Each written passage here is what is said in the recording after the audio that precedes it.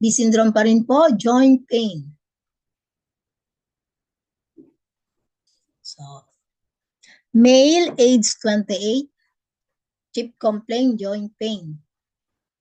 History, the patient has history of rheumatoid arthritis with episode of pain and swelling of joints. This disease began 6 years ago with symptoms primarily of knees and ankles, but also occasionally involving his elbows and wrists. 1 week ago, he developed a bad cold with aversion to cold, fever, and sore throat. 3 days ago, his left knee and ankle joints become swollen, painful, and locally hot and red.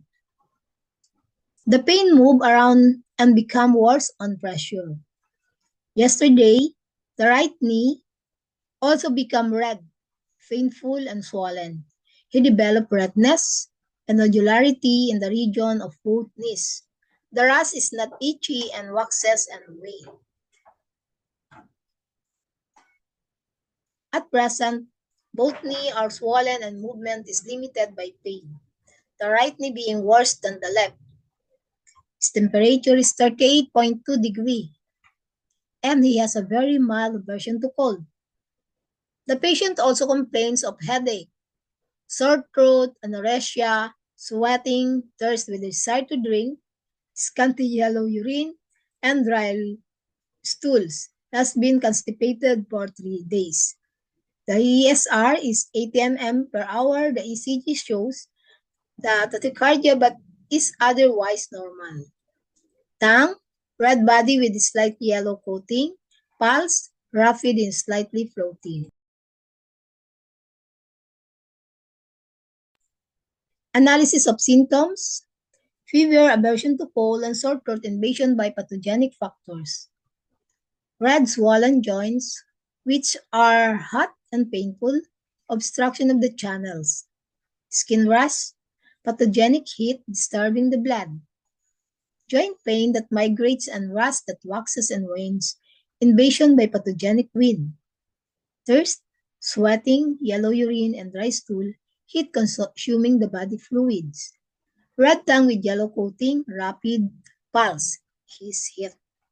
So the basic theory of case: painful obstruction in the narrow sense implies invasion of the joints by the external pathogenic factor.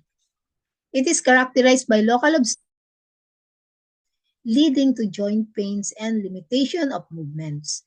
The symptoms vary according to pathogenic factors involved.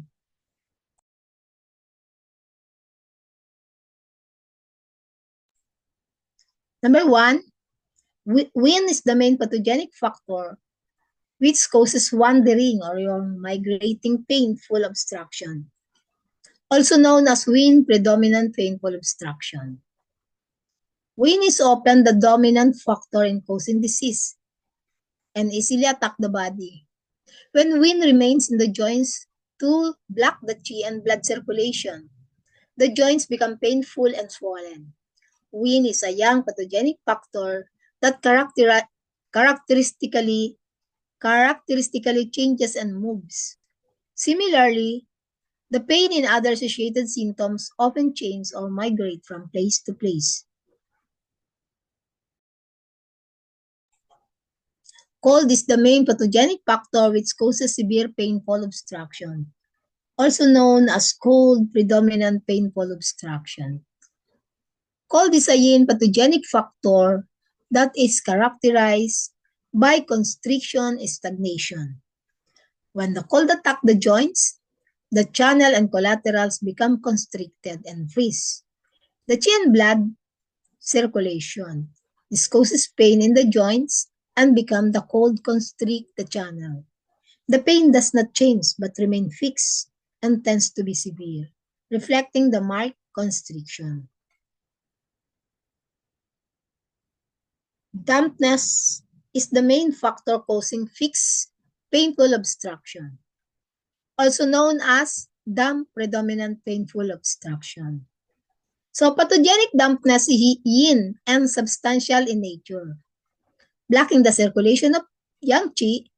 When dampness affects the joints, the circulation of blood and yang qi is impaired, causing pain in the joints. Dampness is characterized by heaviness and turbidity. The patient may thus complain of heaviness in the joints. The problem is often prolonged.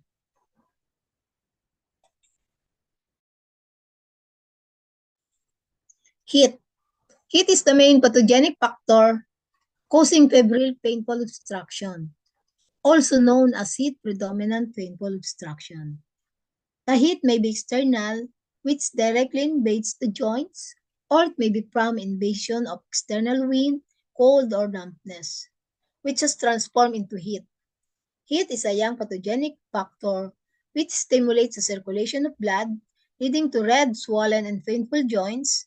There may be only local sensation of heat or a systemic fever.